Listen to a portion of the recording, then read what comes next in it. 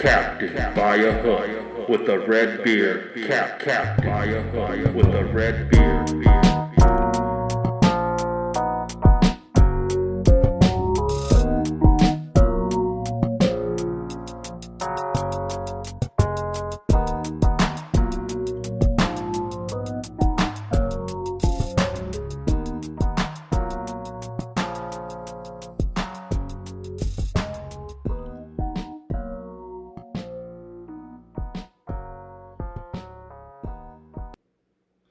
Welcome back. This has been already an exciting championship week leading up to Selection Sunday in a mere 3 days from now. Friday, Saturday, Sunday. Everybody get your groove on. A few more tickets, I believe. Don't quote me on this yet. Have been punched last night. I know most of the big major conferences, which I was keeping my eye on, started yesterday or the day before. See if there was any championships last night that I missed. And there was. I believe this is Texas A&M Corpus Christi, TACCAMCC, Texas A&M Corpus Christi beating Northwestern State 75-71, have punched their ticket into the big dance. How exciting for those kids over there. Lord have mercy. I gotta start doing vocal range warm-ups before I go live. Been up for about 2 hours, haven't really said a word. So I need to start doing something, because I get on this show, start talking, throat start going crazy. I believe that was the only championship game, and I was wrong. The Big Sky Championship. The 12. Lord Jesus. The 12 and 22 Northern Arizona. I believe they are the Lumberjacks.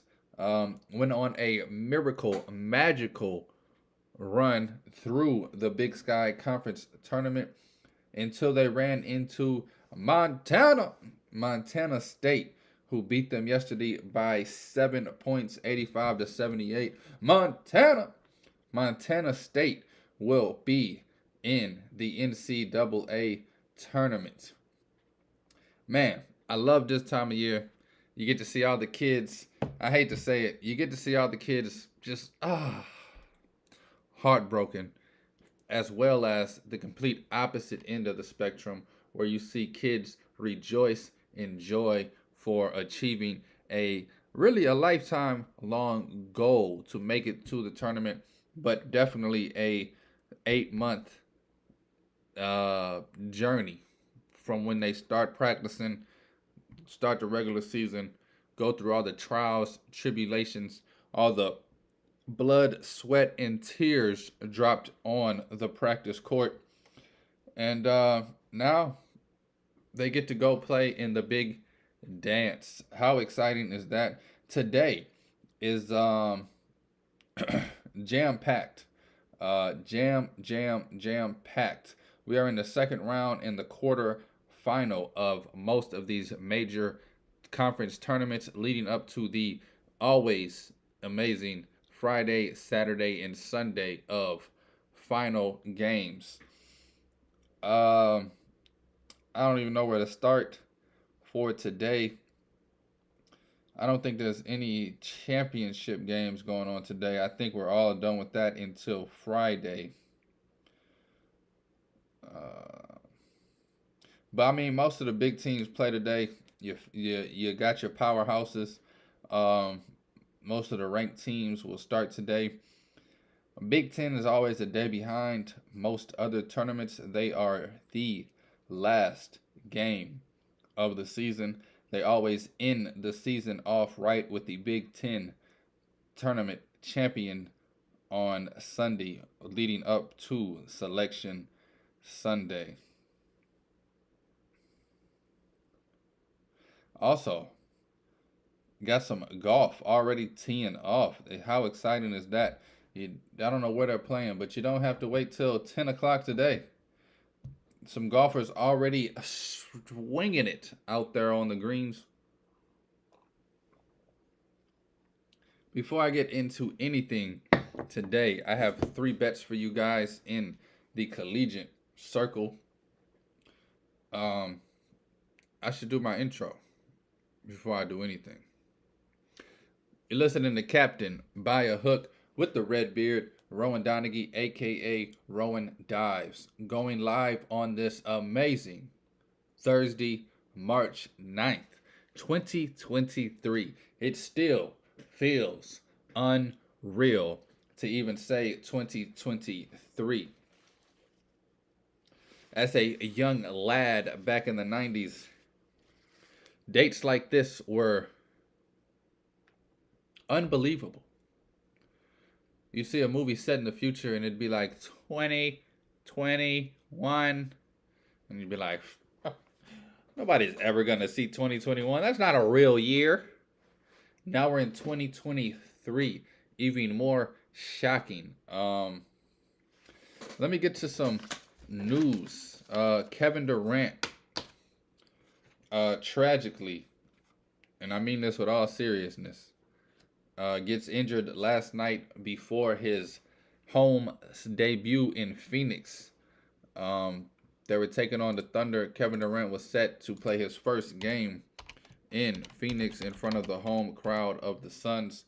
That arena was jam-packed and rocking in anticipation to welcome their superstar, welcome their savior, welcome the player that the whole state of Arizona has put a championship pressure on his shoulders. It breaks my heart to see what happened last night. Reports are he will miss 4 to 6 weeks due to the ankle injury. He rolled his ankles in warm-ups. I was about to say in an embarrassing way. It is an embarrassing video going out there of him just looking like he got shot. However, in all seriousness, 4 to 6 weeks. I'm hoping he can get back in 3.5. There are about 5 weeks left until playoffs start. So hopefully he can get in there, maybe play the last 1, 2, or 3 games in the regular season. I think that's the best case scenario, so that he can roll into the playoffs with at least a little bit of rhythm in a few games to get back in game shape. However, worst case scenario, he misses the first round of the playoffs. Now, with that being said, I don't know how detrimental that could be to this Phoenix Suns team, who traded away most of their wings for him. I mean, they have players that can step up. They have Josh Okogie, of course, Ish Wainwright, Jock Landale. I know he's a big man, but they could just put a big lineup out there, I think. Paul, Booker, Okogie, Landale, Ayton. Do some Twin Towers. Bring it back to the old school basketball. I think Landale's agile enough to guard a stretch 4 on the other end. But I don't know, man.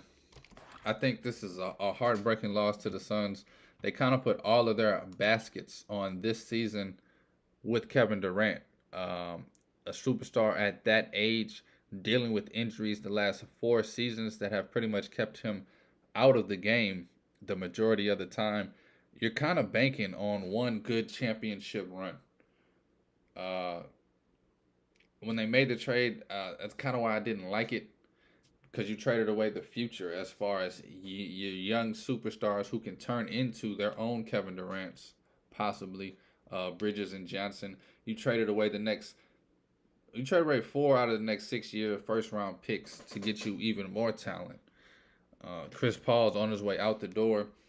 This franchise, 2 seasons from now, because of this trade, I think will hurt tremendously. So the idea is we need to get a championship now to make this worth it. So that even in 3, 4, 5, 6, 7 years, the fans, the media, everybody can look back on this like at least they got the first and only ring of the franchise due to this trade. Durant will be looked at as godly, the savior of Arizona. And even Booker's trajectory of his career may look a little different. However, this was the worst case scenario. You trade everything for him, and he plays 30 games over the next 2 seasons and retires. I mean, how much longer can Durant just rehab and rehab and rehab and rehab and rehab? And now it's this. Oh, now it's that. The kid is getting up there in age. This isn't the young spry superstar we saw 15 years ago. Injuries take more of a toll on older guys, if you don't know. Right now they're fourth in the Western Conference. Who knows how that'll change? If they go on a slide here because of Durant's absence, they could drop to all the way down to honestly ninth or 10th in this division. That's how crucial wins are going down the stretch in this division. Suns don't have too tough of a schedule. They have I don't know off the top of my head. I know they play the Kings here or there. I don't know. They're gonna have to win some games down the stretch. I mean, they got Booker, they got Paul, they got Ayton, the original big three that this team was supposed to have. The supporting cast, however, is a lot weaker due to this trade. So, I mean, we could be looking at the Suns going into the last week of the season in 9th or 10th place. When Booker went out earlier in the year, they dropped all the way to 12th before climbing back up to 4th. Again, they're 3 games away from dropping to literally 9th place. So, it's kind of scary times for Phoenix Suns faithful due to the injury last night. Unfortunate that it happened in the warm-ups too. It just adds a little more feeling, like a little more, gosh darn it. I think if he gets hurt NBA game action, the feeling is a little, I don't know. It just, the way it happened is crazy. It's like it happened in a way that almost makes you wonder, like, is the Suns cursed? That's just a jokingly thought on a serious situation. Kevin Durant, I wish you a speedy, healthy, and full recovery, and I would love to see this team at full strength go into the playoffs. And even if they hold the 4th seed, it looks like you're playing Warriors, Clippers, or even the Mavs in the first round. So definitely want to be full strength there. If they can get through the first round and then go into the second round full strength, I guess that's a plus. But like I said, best case scenario to me, he comes back for the final week or 2 of the season and goes into the playoffs in a rhythm and in with chemistry. One thing about the playoffs is that it does point out flaws. So if this team goes into the playoffs only playing 3 games with Durant, who knows how that chemistry will stand up in a 7-game series when you need to come up with counters and you need to start really leaning on your teammates. The other news, this is going to go back to collegiate basketball. I was at work yesterday when the news hit. I was kind of, how do I say it? I was kind of disappointed that the way I found out. You know how somebody tells you your girlfriend's gonna break up with you? Let me hear it from the horse's mouth. It kind of just came out. I would have loved to see Jim Boheim himself retire. Like, let me hear from him. It was inevitable all season long. I knew 100% in my heart this is the last time I get to watch my favorite team, Syracuse Orangemen, with him at the realm. Most likely, this is the last time I get to watch Syracuse in this beautiful zone compete. Jim Boheim has coached my favorite team my entire life. Fell in love with this team at 11, maybe 12 years old. 2003. I knew nothing about Syracuse. I fell in love with Carmelo Anthony at the same time. They came to my city. They won a championship. My dad asked me, what shirt do I want? They had a Kansas shirt and a Syracuse shirt. And right then and there, as a young kid, I chose the Syracuse shirt and chose them as my favorite team. They've been my favorite team throughout every season. I have rooted for the Orangemen as hard as you possibly can. Orange is my favorite color because of it. And I'm doing this as a personal note because everybody knows what Boheim accomplished in his career. Everyone knows about the long tenure. They know about the success. They know about the winning percentage. They know about him helping Coach K with USA Basketball. I'm telling you what this means to me. I haven't let it fully sink in yet. It hit me about 3 times yesterday at different times. And all 3 times, I kind of fought off the feeling of letting it sink into reality. I honestly don't think it'll hit me until Sunday night or Monday when I do not see Syracuse on the bracket and it really hits me.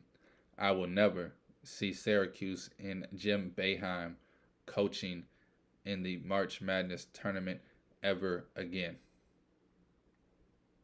And I'm going to be honest with you. I'm going to shed a tear. I'm not going to cry, but I will shed a tear. The man, the myth, the legend, my favorite coach, my favorite program. The only other person I will ever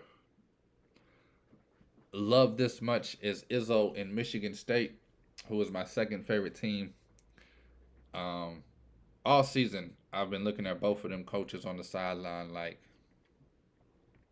it's been a good run. I'm not saying Izzo's retiring, but I don't think he'll be here in 4 or 5 years.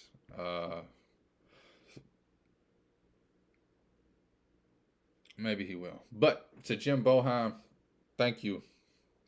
Thank you. I was about to say hats off, but I don't have a hat on. So thank you, man. Syracuse Orangemen basketball has brought so much joy to my life. And as a young kid, watching that championship game with my father, who is now deceased, watching Syracuse basketball kind of always brings me back to a moment that we had together. Watching Carmelo Anthony ball out against Kansas.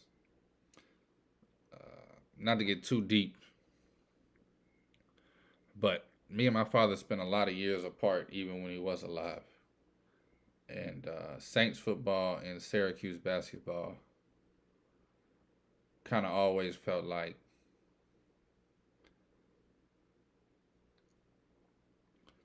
we were watching it together. Let me get into tonight's games, man. really it's morning's games. I got a lot of picks that are happening early, like they in a hurry. I got some 11 o'clock games. I got some 1 o'clock games.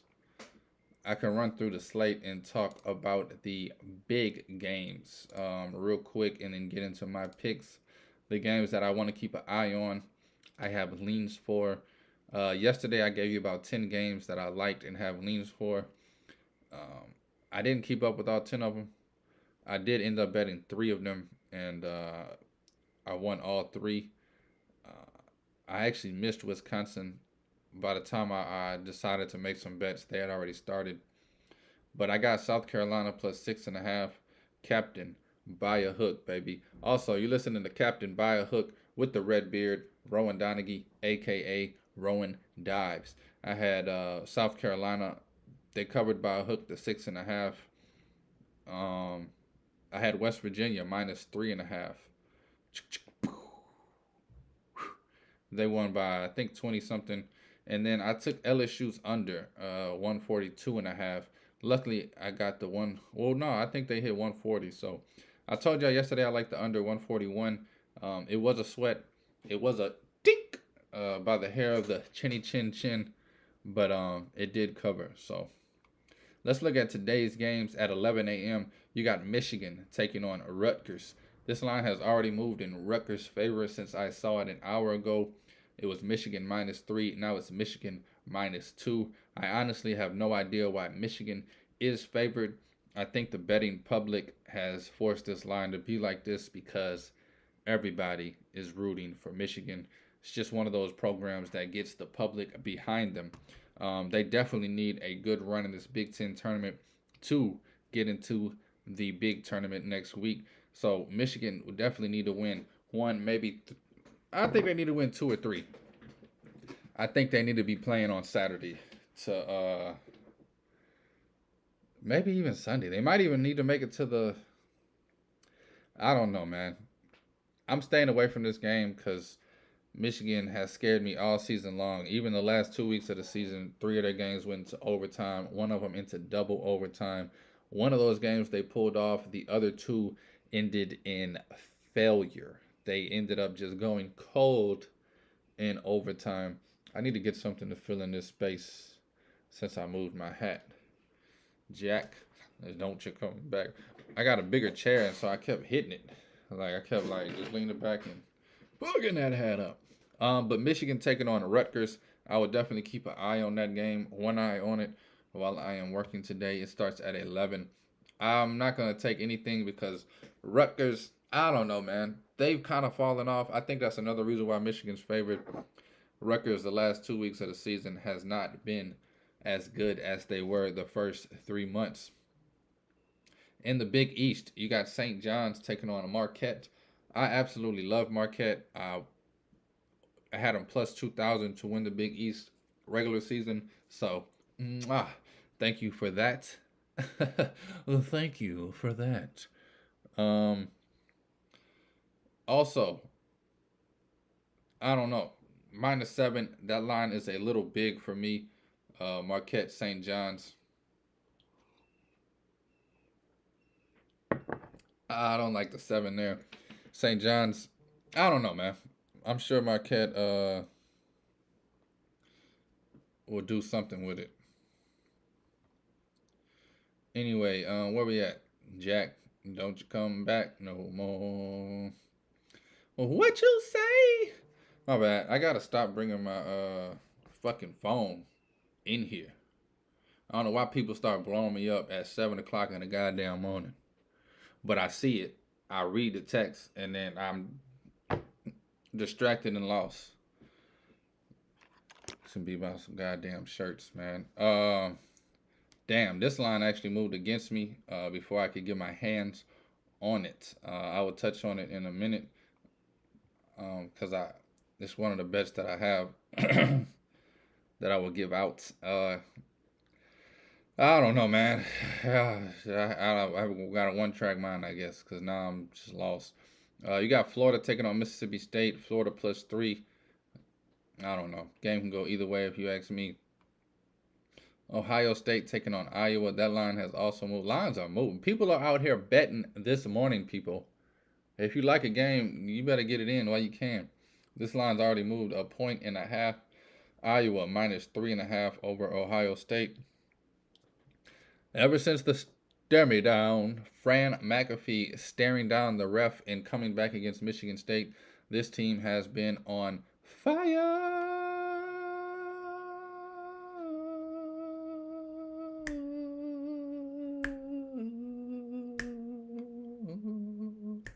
You got Duke -6 over Pittsburgh. I think that number is a little big, a little long. Kind of like the over 141 in that game. I think both of these teams put up 70 something. I think it'll be like a 75-71 game. Don't know which way it'll go. Providence +7 feels like the easy bet against UConn. However, UConn is, to me, the most talented team in the country. I'm not saying they're the best team in the country. They are the most talented 1 through 5. And the way they play together, their chemistry is impeccable. I love this UConn team. I'm going to stay away from it. We'll keep an eye on it. What else we got going? UCLA -9 against Colorado. Like it, not going to take it. Love UCLA though. Ole Miss and Tennessee. Ole Miss +12. Tennessee missing literally their engine. I can see Ole Miss keeping it close without Ziegler. But definitely going to stay away from that. Grand Canyon, GCU, baby, -2.5 over Seattle.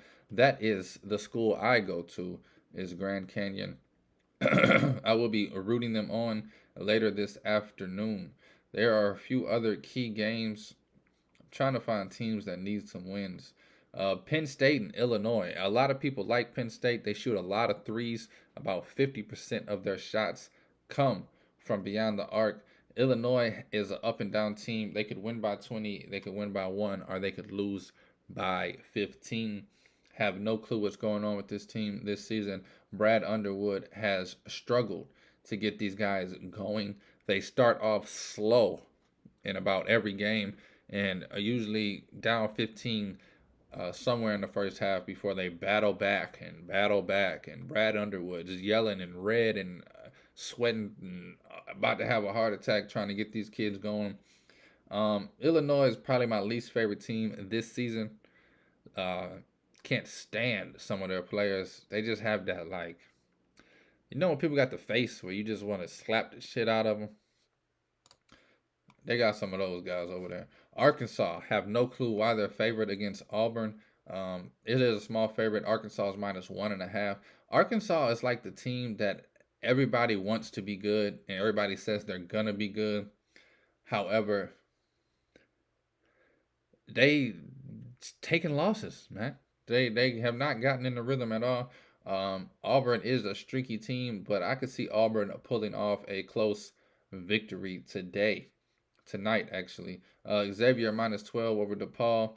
I think that number is, I can't do nothing with that. North Carolina and Virginia. UNC is a team that probably needs 1 or 2 more wins, although I think the committee is going to put them in no matter what because it is UNC. But they definitely need 1 or 2 wins for the public to not be an uproar when they do get in. Texas -6 over Oklahoma State is definitely a little big. I think that should be 3.5, 4. Staying away from that one. I don't know. Maryland might need 13.5 is just crazy against Minnesota. Minnesota all year has been getting these long numbers, and all year they've been covering but losing. So a lot of people are like, Minnesota is trash. They're an 8-win team, I think, but they've been covering like crazy because they keep getting these 14, 15 point lines and losing by 10, 12. Arizona is -9 over Stanford. Kind of like that. UCLA and Arizona both at -9, man. I kind of like that. They just got to win by double digits. But I don't know. Sometimes you get these teams in these situations and they overlook the first round or the first game in the tournament. They're already looking at the championship game. They're already looking at the next round. UNLV plus 4.5. I love that game against Boise State. I'm gonna stay away from it. Like I said yesterday, I'm not just jumping at every game I like this week. I'm kind of being a more selective, only because I've been just shooting and firing all season. Now it's about this week is kind of like I'm just relaxing. If I love it, love it, love it, I bet it. If I just like it, who cares? There'll be literally more games tomorrow, and literally the biggest tournament of the season is next week, and I want to go in there literally just firing first half, full game. That I probably bet almost every game next week in the tournament. That's an exaggeration, but I will be on tons and tons of action, so I'm kind of just hoarding my money for that. LSU Vanderbilt, LSU plus 4. Uh, it'd be crazy, huh? You already know what I'm thinking. What if LSU? Nah, they not gonna do. What if they pull off the upset and win the whole SEC tournament? It would be exciting, but I don't think it will happen. North Carolina State and Clemson. I think that's going to be a dogfight to the finish. North Carolina State is a very under the radar team. Nobody's talking about them, but they are definitely a quality school. TCU and Kansas State might be the most exciting game of the later 8:30, 8 o'clock window.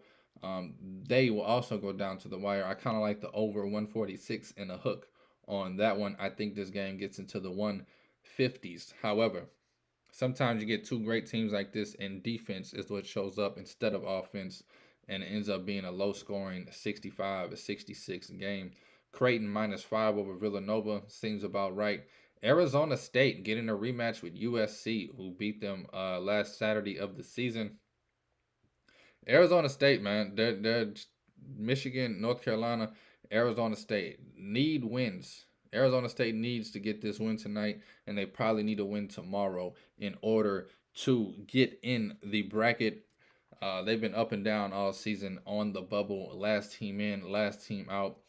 No one knows. New Mexico and Utah State. If you want to stay up late, this game will probably be, the best game of the day.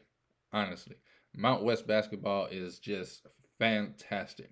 These two teams will definitely go at it. It'll definitely be exciting. It'll definitely be fueled with energy, fueled with defense, offense. It'll have everything a college basketball game needs. Now, to the three games that I have bet, you're listening to Captain by a Hook with the red beard, Rowan Donaghy, aka Rowan Dives. Starting the day off early. Let's get Miami -6 over Wake Forest. I think this number is right on the edge of being too big. Just saying it out loud just now, I was like, -6. But I do think Miami gets the victory. I think they win this by 8 or more, 10 or more, something like that. I think even if it's close, they'll pull away within the last 2 or 3 minutes. Wake Forest, although I don't know, Wake Forest got some boys over there. But I think Miami can pull it off in the end. Miami is a well coached team. They adjust well on the fly. I love this Miami -6. Baylor, I have them -4. Right now it's -4.5. But Baylor -4 over Iowa State. I think Baylor is underrated. I've heard a lot of people say that they stink and they will be fading them in the tournament.